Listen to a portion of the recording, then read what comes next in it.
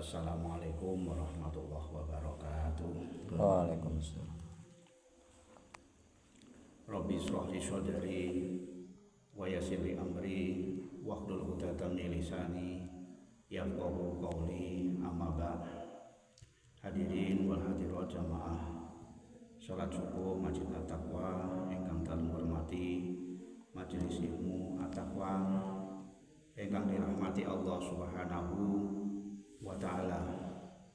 Wonten kesempatan ingkang mubarakah menika ngaji rutinan, ngaji bareng pada salat subuh. Kita membahas dinten menika 7 makom atau tingkatan di dalam beribadah menurut para ulama sufi. Ibadah ingkang kita lampahi ingkang kedah ditata inggih menika niat. Innamal a'malu binniyat. Jadi sesuatu itu tergantung kepada niatnya. Pramila menika ibadah ingkang kita lampahi menika mari bersama-sama kita tata dalam niat yang semata-mata karena Allah Subhanahu wa ta'ala. Nomor sepindah tujuan ibadah ingkang dilampahi manungsa kala wau ingkang diwastani makom atau tingkatan rohibun. Maksudipun inggih menika ibadah ingkang dilampahi kala wau semata-mata tujuanipun kangge urusan dunia kemawon. Contoh, saya tak sholat biar dilancarkan rezekinya oleh Allah.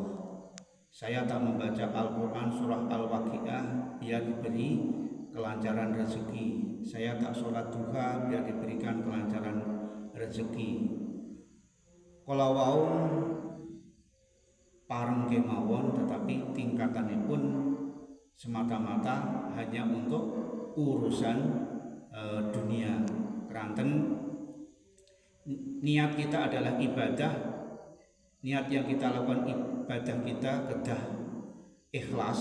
Nah, ikhlas kalau wau ulama membagi wonten 3. Ikhlas ibadah yang kita lampahi semuanya itu untuk keperluan kepentingan dunia, untuk politik, untuk kepentingan yang lainnya, istilahnya itu pencitraan. Nah, ini hanya semata-mata untuk kepentingan dunia, boten kangge Allah Subhanahu wa ta'ala. Nomor kali ikhlas ingkang diwastani untuk kepentingan akhirat, diamalan kita untuk akhirat. Nomor 3 nggih menika tidak untuk kepentingan dunia, tidak untuk semata-mata kepentingan akhirat. Yang penting itu adalah untuk ibadah. Atas ingkang diceritakan seorang waliullah ingkang bernama Rabi'atul Adawiyah. Ya Allah, ibadah yang aku lakukan ini kalau semata-mata aku ini takut kepada nerakamu, maka bakarlah aku di dalam nerakamu. Dan apabila ibadahku ini hanya semata-mata untuk keperluan surga di akhirat, maka tutuplah pintu surga itu.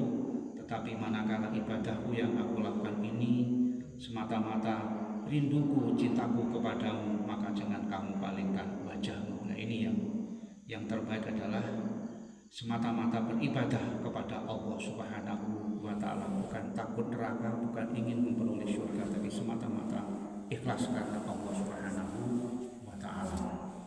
Nomor kalih ingkang diwastani makom abidin. Napa maksudipun? Ibadahnya kalau wau ingin surga dan bercampur macam-macam untuk dunia, untuk akhirat, untuk Allah. Dan ini campur-campur ingkang diwastani makom tingkatan ibadah abidin, yo dunya yo akhirat, inggih untuk Allah Subhanahu wa ta'ala. Nomor 3 ingkang diwastani makom tingkatan ibadah muridun. Maksudipun tujuan ibadahnya kalau wau hanya untuk Allah Subhanahu wa taala dan ingin sampai kepada Allah Subhanahu wa taala dan selalu patuh kepada gurunya atau orang-orang yang dijadikan sebagai guru atau orang yang menunjukkan jalan untuk menuju Allah Subhanahu wa taala. Niki sampai kepada tingkatan ingkang latifun kalau wau seolah-olah hidupnya ini sudah dibimbing oleh Allah, ada keajaiban. Makanya ada guru yang terbaik itu adalah, kalau orang Jawa niku mastani guru sejati. Maksudnya guru sejati di dalam diri kita ini sudah ada Allah dan sudah dibimbing oleh Allah karena hatinya ini sudah sampai kepada Allah, sudah usul kepada Allah, sudah makrifat kepada Allah Subhanahu wa taala. Nomor 3 ingkang diwastani makom ibadah sholihin. Tujuan ibadahnya ingin makrifat. Makrifat inggih menika sudah tampak keberadaan Allah Subhanahu wa taala, sudah usul sampai kepada Allah Subhanahu wa taala dan hatinya tertuju dumateng taubat, sabar, syukur, roja. Roja itu sudah merasakan kenikmatan surga.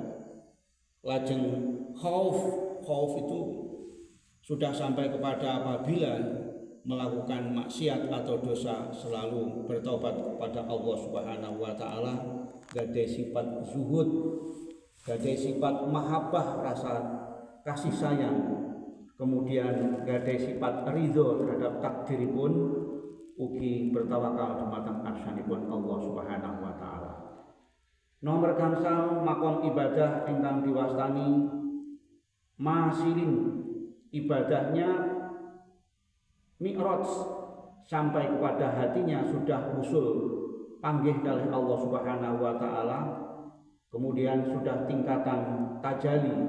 Nah, tajali maksudipun di sini adalah ada tajali af'al. Maksudipun nopo? Merasa tidak punya apa-apa kecuali hanya Allah Subhanahu wa taala. Akunya kalau hilang.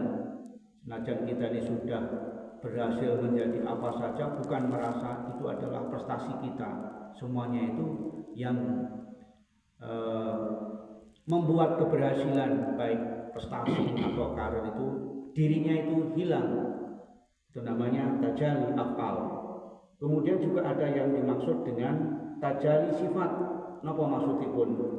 Yaitu datangnya sifat-sifat Allah Subhanahu wa taala dan seolah-olah dirinya itu tidak ada, yang ada hanya Allah Subhanahu wa taala, karena la haula wala quwata illa billahil aliyyil azim. Tidak ada daya dan upaya, semuanya itu adalah karena Allah Subhanahu wa taala. Menawi tiyang Jawa niku ibarate wayang sing diubahno, sing dilakono kalih dalan.